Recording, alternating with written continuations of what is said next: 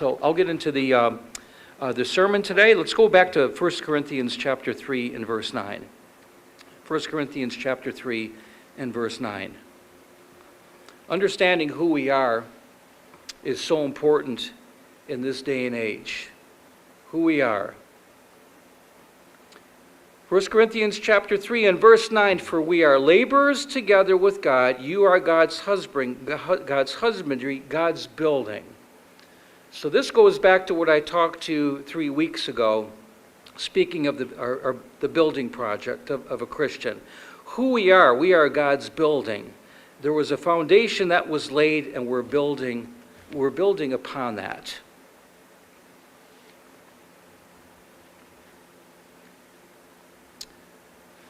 Verse 8 says, he who plants and he who waters are one, and every man will receive his own reward according to his own labor. For we are laborers together with God. You are God's husbandry, God's building. Verse 10, according to the grace of God which is given to me as a wise master builder. So we're building on the foundation that was laid. He said, I've laid the foundation, another builds on, but let everyone take heed how and what he builds thereon, for no other foundation can one lay, which is already laid, which is Jesus Christ.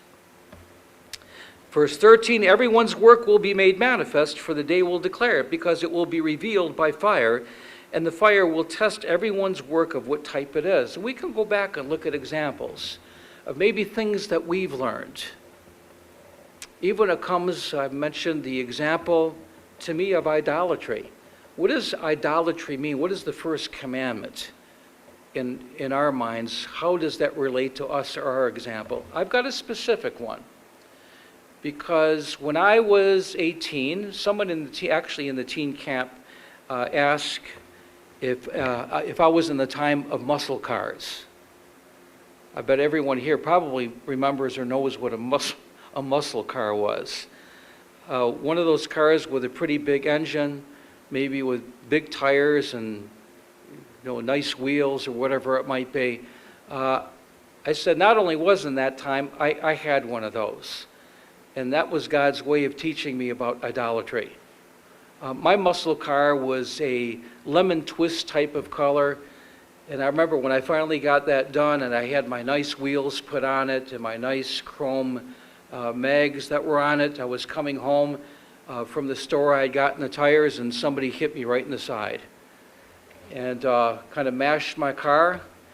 And I still remember when I got home, my dad helped me to work on that car, and he looked as I pulled up into the driveway and he was watering something. He just dropped the hose and he walked into the house. He was so frustrated. I was just as frustrated because it wasn't my fault. But I remember getting that fixed back up again, and everything was going well, and I had my muscle car, and I was at work in a guarded lit security parking lot, and it was stolen out of a guarded lit security parking lot. So I eventually got the car back and fixed it back up again, and I was slowly learning about idolatry. So when I finally sold that car and got baptized, God was opening up my mind at that time to see what was more important. I got another nice car. It wasn't totally a muscle car. It had a smaller engine. It was still a very nice car, but I remember telling God that I was going to use that car to serve him, and which I did. From the time I went to college, I was all over the place driving other students to Denver, Colorado, to Northern California, to Tijuana, Mexico, to St. Petersburg, Florida, to Toronto, Ontario, all over the place. And there was one time I pulled up into a gas station, and the guy said, you know that your springs are inverted. They had leaf springs at that time, and instead of going this way, they went that way. There was so much weight in the back seat and then the trunk for all the luggage that my springs were inverted, so I had to get air shocks. But that car was definitely used to serve. I definitely learned my lesson about it was, and it was a great object lesson in my life that related to that. Later on, I remember about 1995, I got a brand new car. I don't know how many of you that ever got a brand new car, but it's kind of neat to get a brand new car. Wow, this is great, but don't forget, I had learned my lesson. So I was going to use this van to serve God. And yet there was kind of an exclamation point that came when my wife and other minister's wife went out to a social, and the dessert that they had put in the back had leaked out onto the carpet, and it was all this caramel sauce. Pretty hard to get off of a carpet. Well, there went my brand new car, but it reminded me, once again, use this car to serve. And then right around 2008, I got a really nice Toyota Camry right here in Knoxville. Great gas mileage. It was a certified one, so it had some miles, but it still felt like it was brand new. And while I was visiting my in-laws up in East Bernstadt, I saw this rock coming at me. I said, uh-oh. And sure enough, ding, right on the hood. And so I had a visible reminder every time I got in that car, use this car to serve. It was so interesting how people can take things and make them more important than what really the blessing is that God gives to us. You may have your own stories with that. There are just things that we learn and grow on when we build on the foundation. When we're baptized, when we understand that Jesus Christ is that cornerstone, and we're building on that foundation, there's so many other things that we learn when we grow and think about that. Let's go to Proverbs chapter 2. Then we start to put the building materials into it. Proverbs chapter 2.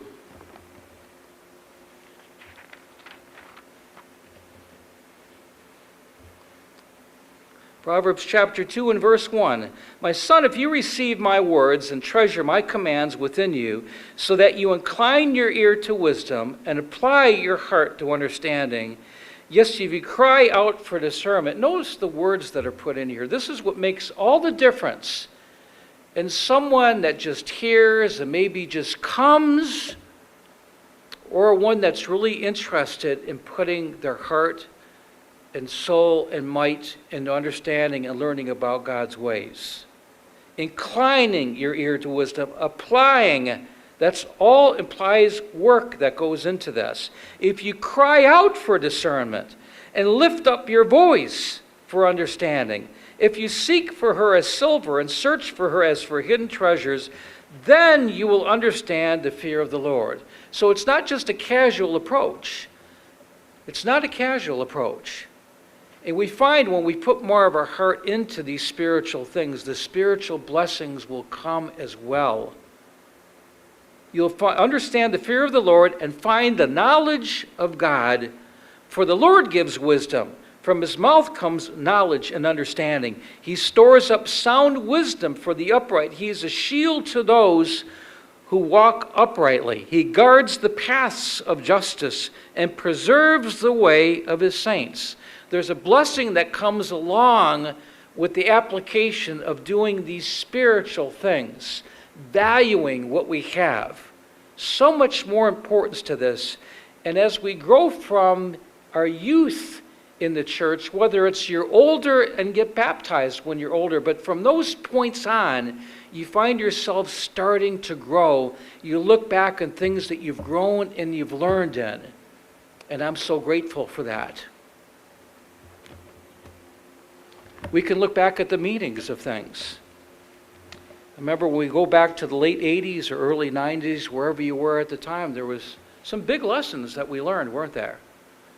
We learned about God's will in certain matters because many people thought that God's will was on preserving a corporation.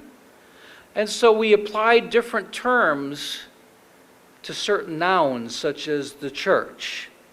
And even today, my wife had looked up on the dictionary, I think it was online, and saw that the church referred to a building.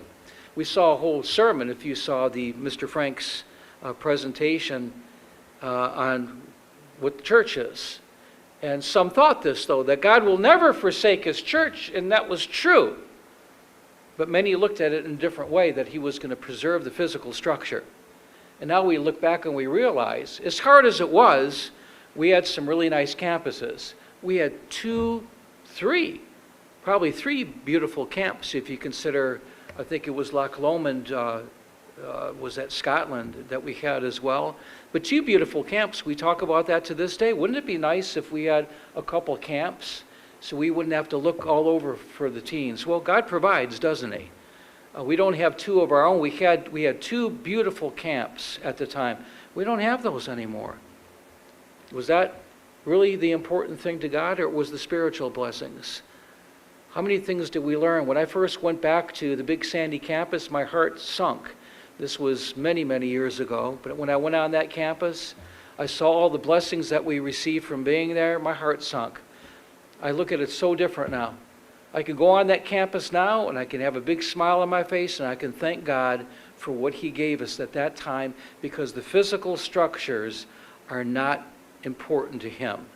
The spiritual structure is. And through that, we've learned a lot. So someone had mentioned, well, you left the church. Some of you were probably told that, weren't you? You left the church. And maybe your reply would have meant, and because I heard this before, well, the church left me.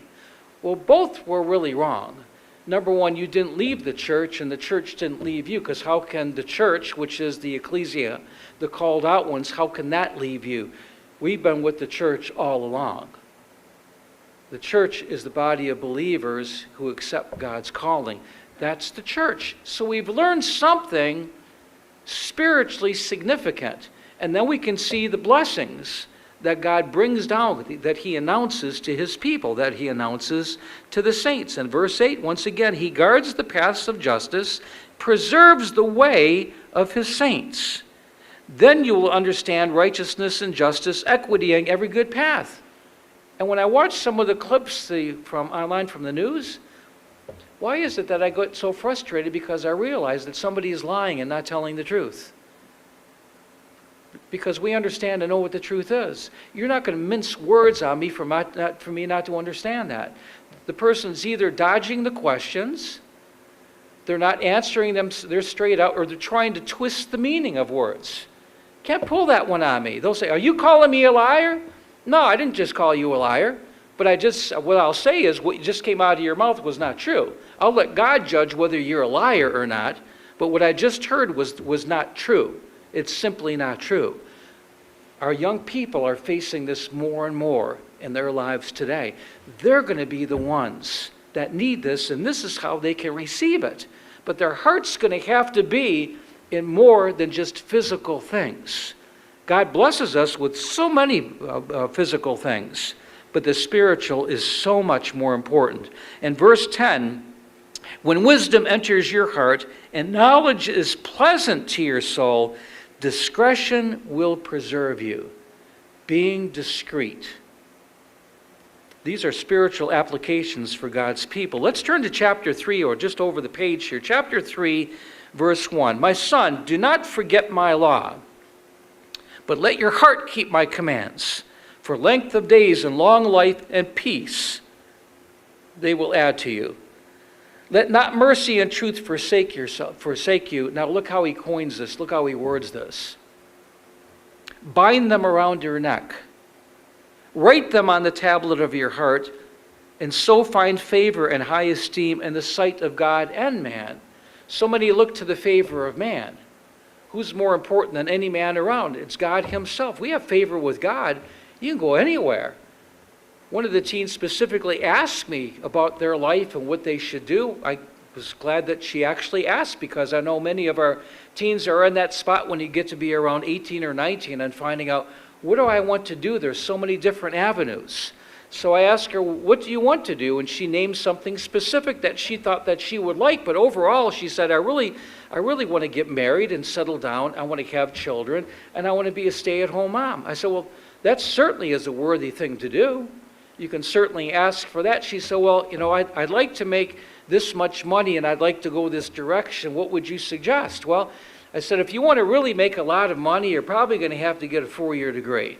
Not always the case, but in many cases, you'll probably have to get a BA in something. This had to do more with helping out a vet or doing something like that. I go, there are specific classes that you may be able to do, or certain certifications that you might want, but if you're still not sure, there is certain testing out there. Myers-Briggs has testing out there that can help our young ones as far as their direction on where their strengths lie, where they might want to go, something that might interest them. But it's so interesting because if you continue to read a part of this verse, the answer is really here as well. Verse 5, it says, "Trust in the Lord with all your heart and lean not to your own understanding. In all your ways acknowledge him, and he'll direct your path." So interesting there. But there's got to be something that prefaces that in order to find favor with God and for him to direct your steps. It's not a casually doing, which you will find sometimes, because those that casually follow the commandments or casually obey God just because it might be the thing to do in the church. It's more than just that when it says bind them upon your heart. This has got to be A1 important in someone's life to see the benefits and blessings on what God promises upon all of us. And as adults, we can share those examples with our younger people and how he's fulfilled those even in our lives. Verse 7, it says, "Don't be wise in your own eyes. Fear the Lord and depart from evil. It will be health to your flesh and strength to your bones." You know, there have been so many positives that have come out of our youth program and out of our churches where our children attend. And on Friday night, we actually had a question and answer session, but it was a bit different. We asked some of our teens if they would lay out some questions and write some questions down. What they didn't know is that they'd be answering them. So we got them in groups of about 10 to 12 at round tables, and we gave them some of their own questions to be able to answer, study the Bible, and work among themselves. And then they would have a spokesperson that stood up at the table. And if the ministers had anything to add, sometimes we would. There were questions about dating. I like to just read some of the questions that they had come up with themselves. What can you say to help someone who is thinking of leaving the church? What is the best way to keep yourself motivated to study consistently? Very interesting questions. How will we know when the time is coming for us to go to the place of safety? What if Adam and Eve didn't pick from the bad tree? How would you answer that? Will extinct animals be brought back in God's kingdom? Why can't women preach? What does God say about forgiveness? Like between us and other people, he is divine and all easy for him to forgive, but how do we? Because it's really difficult sometimes. Very interesting questions that's on the mind of our young people. And they had the chance to answer some of these. We couldn't go through all of them, but I thought it was very interesting. We had some young people that stood up and gave answers that were frankly incredible to see how they studied their Bible and they went and they answered these questions. What's on the mind of God's people today? After Sabbath services, I was wondering when to play this, but I thought, well, you know, many of our young people don't know our heritage either in the church. So I thought I'd use that time between dinner and after services to play a couple of our old videos. I put up How Good and How Pleasant, Remember Your Creator, and played those. They were able to see, well, they didn't see what I saw on the Sunday morning that we videoed How Good and How Pleasant. Mr. Armstrong had come out and was watching us practice and rehearse, and he was in an old flannel t-shirt and he hadn't shaven yet, and he looked about 130 years old. And then later on when we had the filming and they filmed him in this clip, most of them had not seen this at all. I know we've shown the film and we've shown some of the heritage to our kids, and I'd like our grandkids to see these too, to see this is where we started, this and all the lessons that we've learned that we can share with them as well. How precious it is to be a part of God's true church, because the scripture that says many are called but few are chosen, and look how few there are that are left. It's truly a lesson we can share. Then we show them some of the characters that are still around, and it flashes by someone like Joel Meeker. It'll flash by me. It'll flash by Dave Weston, Remember Your Creator. It'll flash by Tom Clark. And the one who, Tom Clark is her pastor. said, "That's Mr. Clark?" Yeah, we all look a little bit different now, don't we, than we used to. But it certainly is a great memory for us, despite all the things that we've gone through. I look at that as what a blessing, what a treasure that we had, what a heritage that we have on what God gave to us, and we're the ones that are continuing on. But there's more to do, as we know. This is not over yet. So much more to do. But this scripture is so important. In all your ways acknowledge him. He will direct your paths. Verse 9, it says, "Honor the Lord with your possessions, with the first fruits of all your increase." This is speaking of tithing here. "So your barns will be filled with plenty, and your vats will overflow with new wine." Do you have some problems sometimes figuring out with all the stuff you've got to deal with? It's in our closets, it's in our attics. Probably some of us may have storage places, and we seldom ever think about that. It's all this, but we call it stuff. Why don't you get rid of it? Because as soon as we get rid of it, we're going to need it somewhere, probably, aren't we? That's how it goes. But we see all the blessings that God has given to us as a result of practicing this for so many years. Verse 11, "My son, do not despise the chastening of the Lord, nor detest his correction. For whom the Lord loves, he corrects, just like the Father his Son, in whom he delights. Happy is the one who finds wisdom, and the man who gains understanding. For her proceeds are better than the profits of silver, her gain than fine gold. She is more precious than rubies. And all the things you may desire cannot compare with her. Length of days are in her right hand. In her left hand, riches and honor. Her ways are ways of pleasantness, and all her paths are peace. She is a tree of life to those who take hold of her, and happy are all those who retain her." So there's a promise that overall your life was going to be one of happiness and joy and peace. That's a promise of God. And yet we find ourselves going through multi-trials on different occasions.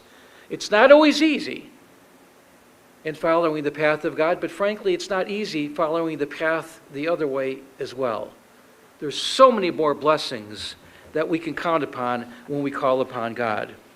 1 Peter chapter 2. 1 Peter chapter 2. When we look at the meanings of this and we can explain this to our teens and our young people, what this means to cleave and to desire her, to bind these things, these laws, and see how valuable they are. When that's all we have to look upon today is the ways of this world and the things that are so temporary. The things we've looked back and we see for years now, going all the way back maybe to the 50s. You remember when you saw the movies and all these movie stars, there's probably a movie that you didn't see somebody with a cigarette, did you? So you saw all these people that looked really happy. And maybe for the money they were making, it was temporary, but when you look back and see all the divorces, there was a woman, remember, named Elizabeth Taylor. Remember the beautiful woman that she was. That was short-lived, wasn't it? People get older. Was she really happy? Weren't there 5 marriages there? Divorces and marriages? With most of the people in Hollywood, it looks glamorous. 7, someone said. It's not glamorous. They make it look that way, but it's not. So many of those people have passed on and have died. What's left? What's left after we pass on? These things. Wisdom and understanding. And all the profitable things that will be used to teach other people. Not temporary things. Not muscle cars, for sure. But all the things that have value, that produce peace and happiness. 1 Peter chapter 2, verse 1, so it tells us here's something that we don't build upon that foundation. The wood and the straw and the things that come to nothing.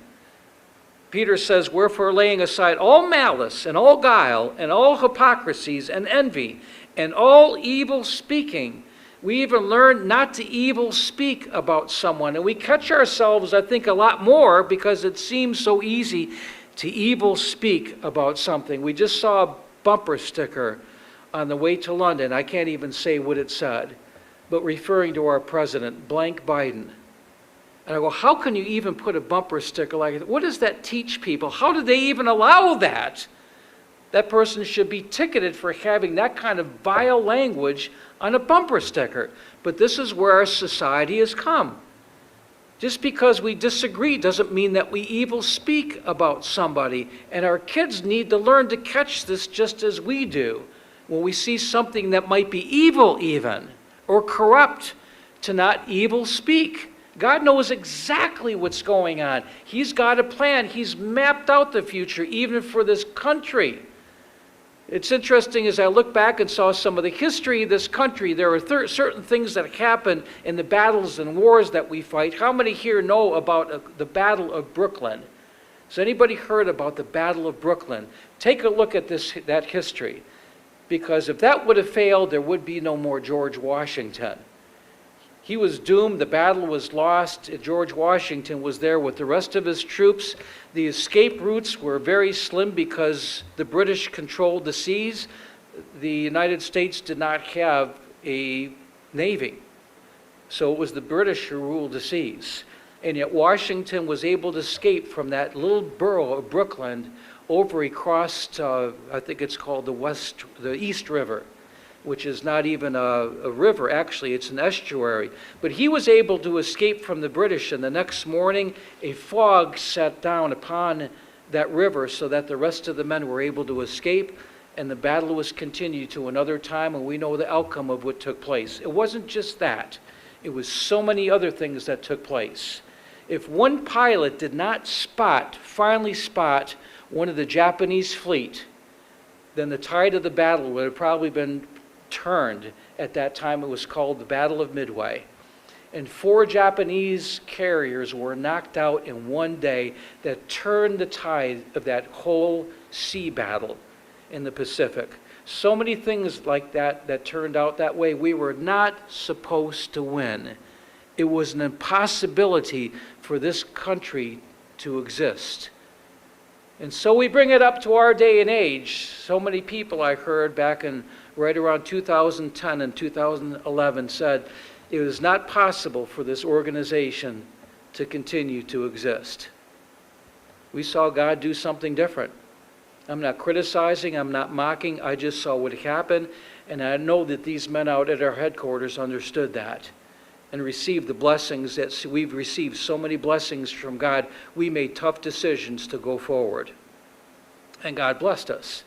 So the mapping of the future is being done. God is preparing his people. There's certainly a scattering that's taking place, but the gospel is being preached, and his return is imminent as we watch and don't know all the whens, but we continue to prepare and learn more about these more important things. Verse 2 of 1 Peter chapter 2, as newborn babes desire the sincere milk of the word, that you may grow thereby, if you have tasted that the Lord is gracious. I think all of us have tasted that graciousness of God and his forgiveness.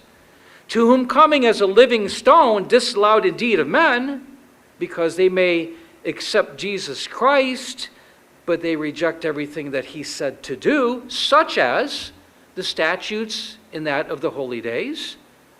Huge difference there, and many other things. Christ said, himself said, not one jot nor tittle will pass from the law. Verse 5, you also as lively stones. Sometimes it's hard to be lively, isn't it? Very difficult to be lively. And yet God gives us the zip and the zeal as we yield to him and we ask him. He will direct our paths. But it speaks of lively stones, not dead stones, not old tired and worn out stones, lively stones. So the importance of fellowship, how important that is, to stir each other up, to pray for each other, and to see God's answered prayers in our lives. We creak, we groan. Well, that feels, I smile about it now. It's so different nowadays. It's not going to get any better, probably, as our bodies slow down and we get older. It's there, but we can still have that liveliness. We can still have that spiritual zeal and energy because, brethren, we're going to need it to carry on through all this negativity that's out there. We've got to be positive. motivational, and stir up that gift that God's given to us. You as lively stones are built up as a spiritual house, a holy priesthood, our destiny for the future to teach others, to offer up spiritual sacrifices, which we do in our singing, in our giving, in our sharing with one another. Spiritual sacrifices acceptable to God by Jesus Christ. Therefore, it's also contained in the Scripture, behold, I lay in Zion a chief cornerstone, elect, precious, and he who believes on him will not be confounded. That's interesting, isn't it? I'm certain of this.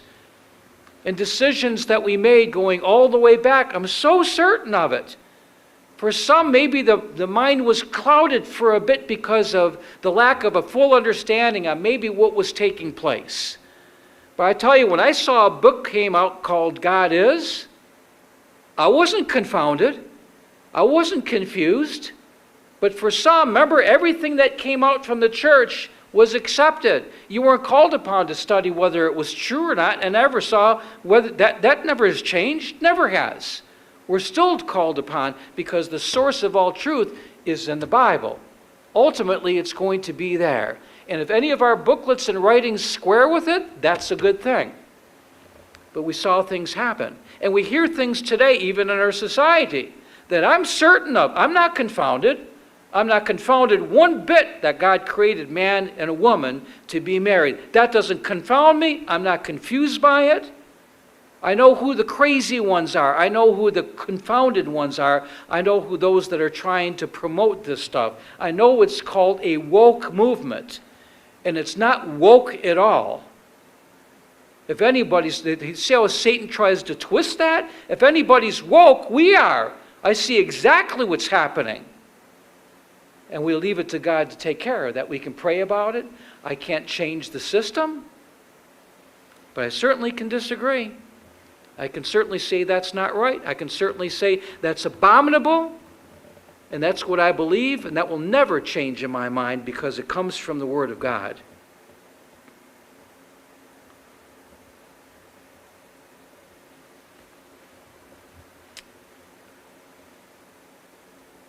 So let's go to Isaiah 28. Isaiah chapter 28, let's go to verse 14. This is the word that came from the leaders in Judah at this time, Isaiah. This was the leadership back then. It really is no different. I'm not even surprised anymore when I watch some of the clips of some of our senators interviewing maybe some of the Department of Justice officials, some of the teachers' unions, whoever it might be. It just doesn't surprise me. It's so sad to see how people can try to lie, how to change it, how to say, well, I was taken out of context. No, you weren't taken out of context. They even call them on that. But many of our leaders today will do the same thing here. Isaiah 28, verse 14. Wherefore hear the word of the Lord, you scornful men who rule the people in Jerusalem. Because you have said, we have made a covenant with death, and with hell we are at agreement. For when the overflowing scourge passes through, it will not come upon us, because we'll be protected. We've got the money in our offshore accounts. So everybody else, all of you, your pawns out there, you'll get the scourge that comes, but we're going to be protected. Oh, no, you're not. You think you are, but nobody gets away with anything. Judgment is coming. Judgment day is coming. They said, for we have made lies our refuge, and under falsehood have we hid ourselves. Let me ask you this, brethren. Is this any different this day? It's not, is it? You and I know that's not. We're not foolish. We understand what God says. It's not a question mark in my head to see that this government has become so rich and increased with goods themselves that they try to pad themselves and steal. Where'd this money go? I know it's gone somewhere. Why do we go from gas prices that back in 1974 were 30 cents a gallon to where we are today? I see some of the background of that. I don't need any conspiracy theories. I see the background of what's going on. I can't do anything about it. I tend not even to get frustrated about that anymore. I can't do anything about it, but God can, and He will. It's just a matter of time. So I've got to revert to all my energies going back into building on that foundation, building the spiritual temple so that I will be able to help out, so that I can help our teens or our young people or the brethren and encourage them to look at the same things. This is what's happening. Verse 16, therefore says the Lord God, behold, I lay in Zion for a foundation, a stone, a tried stone, a precious cornerstone, a sure foundation, and that he that believes will not make haste. Verse 17, though, judgment also I will lay to the line, and righteousness to the plummet.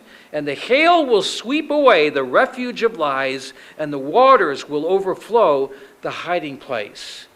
This will take place. People will not get away with what's going on. I believe we all know that. I really do. It's just frustrating to have to go through it. It really is. We are still blessed, though. I saw the lines of cars that were out today when gas prices are so high. And yet people are still going boating. They're still going on vacation. The country is still blessed. When that's going to stop, we don't know. But we prepare ourselves. We get ready for that time that it's going to get worse. We can see the things happening on the horizon with what's taking place in world affairs because of what's happening with Russia. Europe is starting to prepare itself. Germany's arming itself. All the other Baltic countries are arming themselves. Those countries are getting prepared for warfare. We realize in the Bible, and we've always taught that there's going to be a beast power that comes up. Even Japan has rearmed itself because of Chinese threat on Taiwan. They see the necessity to once again do this. The world is changing before our very eyes. It's preparing for war. That's what's happening. It certainly is not preparing for peace. But people can get so caught up in falsehood, they deceive themselves. Remember what Paul told the church at Rome in Romans, you don't have to turn there, Romans 1:22, professing themselves to be wise. You probably remember the rest of that. Professing themselves to be wise, they became fools. They were so into themselves.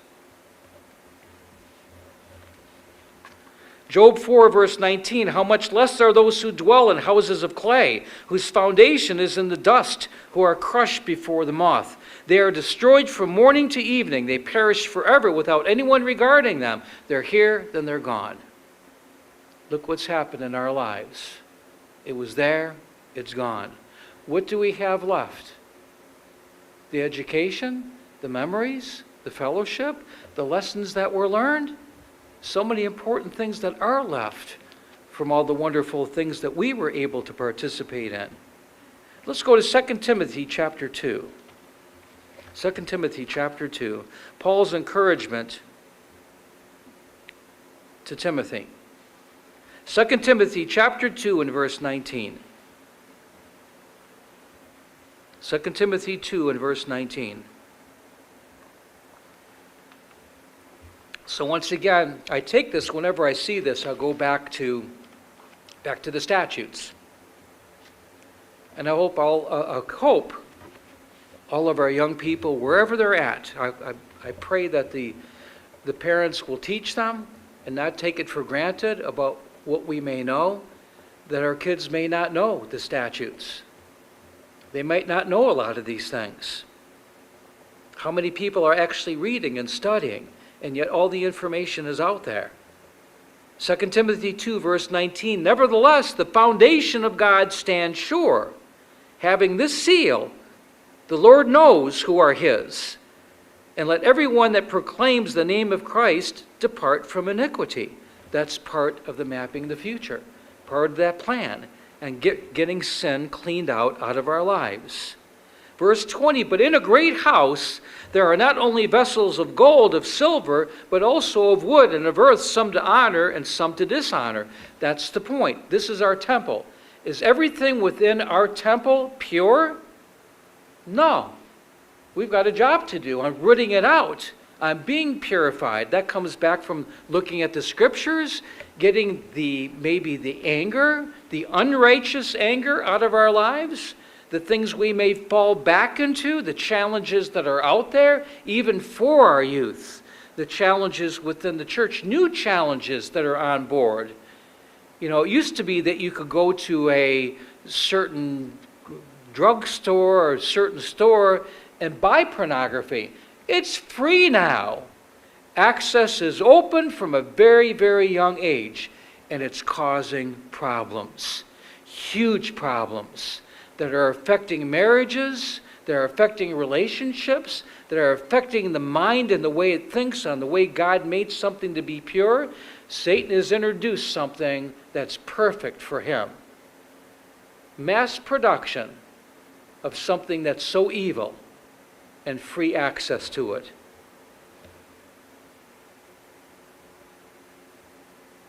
Some to dishonor.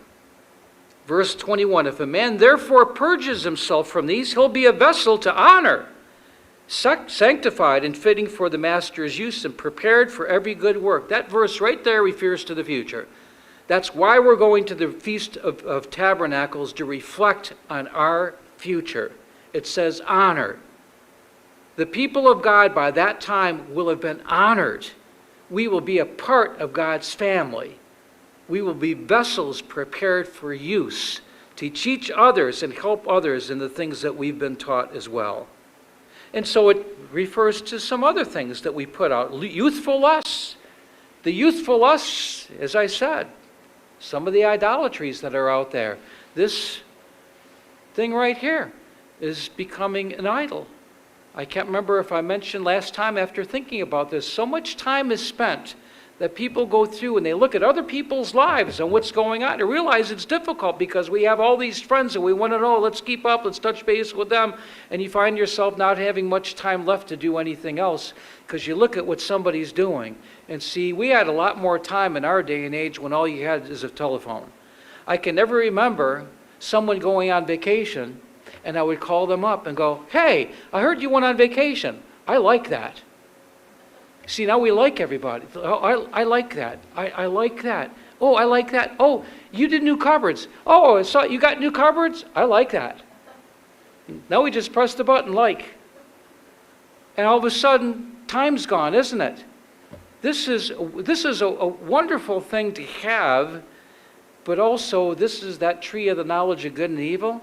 It's got so much evil in it too. Such a time waster. And everybody's beset with that. I am. I've got to be reminded as well too sometimes. This thing has everything on it that I wish I could just go back to that one that was on the wall. And just slowing the pace down. Prescott. 7. 7. 7. You had to wait for the dial to get back, remember? It went ch-ch-ch-ch-ch. 2, 2. Oh. Ch-ch-ch-ch-ch. And then busy. Someone said, well, you heard about the person, the young child that said, well, what did you do? What'd you do? I called him back. I had to go through the whole process again until there wasn't a busy tone anymore. You didn't have all these things that keep you so busy. Very interesting, the different challenges that we have to deal with in the modern day and age. Some blessings, but some curses as well. So we've got to look at these things and purge these things out of our life. So I even thought of a possible theme topic for the youth, redeeming the time, seizing the moments, something of that nature, something to do. One of the themes I thought this year, even within the church, sometimes there's a flow of a topic.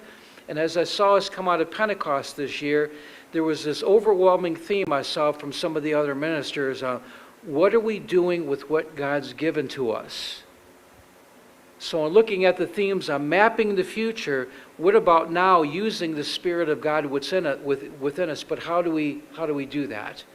The fruits of the Spirit? Something that could be used? Just some ideas to shoot out there. It might be ideas you might have, Simone, but thinking about how, once again, we can help the youth, how we can help the entirety of the church as these themes apply to all of us. So it's purging those, follow righteousness, faith, love, peace, those that call on the Lord out of a pure heart, but foolish and unlearned questions avoid, knowing that they gender strife. So don't worry about that one. We can't answer that one.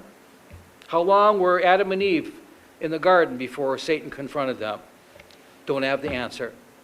Is there any need to go on that any more than that? Then I don't have the answer to that. And there are many questions like that. We just say, we simply can't answer that one. And I'm glad that we do. I've seen a lot on Foundation to where a question will be asked, and there simply is no answer to that because they gender strife.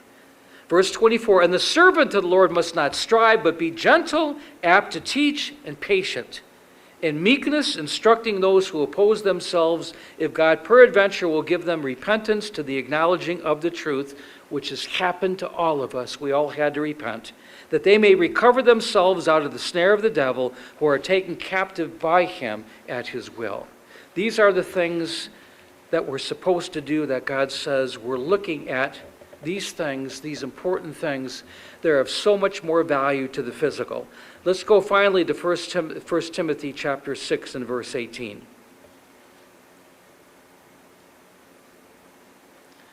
Chapter 6, verse 18, command those who are rich in this present age, are we not rich in that sense, not to be high-minded, nor to trust in the uncertainty of riches, but in the living God who gives us richly all things to enjoy.